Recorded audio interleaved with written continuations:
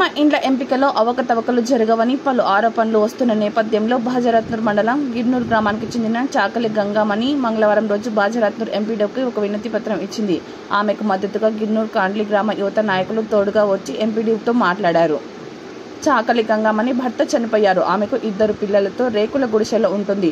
అర్హత గల వారికి లేదని, అనర్హులకు ఇందిరమ్మ ఇండ్లు కేటాయించడం ఎంతవరకు సమంజసమని అన్నారు. ప్రతి గ్రామంలో ఇందిరమ్మ కమిటీలు పారదర్శకంగా పాటించలేదని కాండ్లి గ్రామానికి చెందిన జాదవ్ సుభాష్ అన్నారు. గ్రామ సభలో లబ్ధిదారులను ఎంపిక చేసి నిరుపేదలకు ఇండ్లు కేటాయించాలని డిమాండ్ చేశారు. ఆయనతో పాటు పలువురు గిడ్నూర్ గ్రామస్తులు ఉన్నారు. ఏ రకంగా ఉండాలా, నిజమైన అర్హులు ఎవరైతే ఉన్నారో వాళ్ళ జాబితాను మనం ఏ రకంగా ప్రకటించాలంటే గ్రామ సభ పెట్టాలా. ఆ గ్రామ సభలో ఎవరైతే నిరుపేదలు ఉన్నారో వాళ్ళను మనం పారదర్శకంగా ఎన్నుకోవాలా. ఎన్నుకున్న తర్వాత వాళ్ళనే మనము ఒక ఫైనల్ లిస్ట్ పంపాలా. అలా జరగలేదు ఇక్కడ గ్రామ సభ.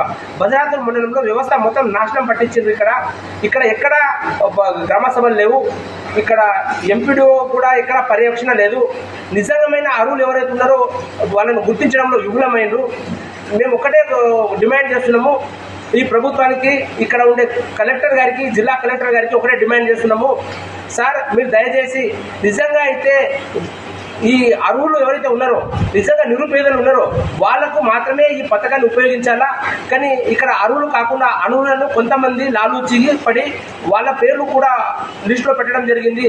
వాళ్ళు కొంతమంది కమిటీ మెంబర్లు డబ్బులు తీసుకొని కూడా మన లిస్టులో పేర్లు పెట్టడం జరిగింది. అటువంటి వాళ్ళని మీరు క్షుణ్ణంగా తనిఖీ చేయండి. బజరాత్నూర్ మండలంలో జరుగుతున్న అవినీతిపై మీరు చర్య తీసుకోండి. అక్రమాల మీద విచారణ జరపండి. వాస్తవంగా ఎవరైతే కమిటీ మెంబర్స్ ఉన్నారో వాళ్ళను తర్వాత గ్రామ సభ పెట్టియండి.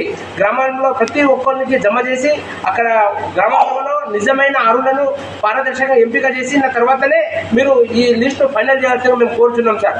లేని ఎడల పెద్ద మొత్తంలో ప్రజలు తిరుగుబాటు చేస్తారు. ఈ తర్వాత ప్రభుత్వానికి చెడ్డ పేరు వస్తుంది. కాబట్టి కలెక్టర్ గారు, మీ మీద మాకు చాలా గౌరవం ఉన్నది.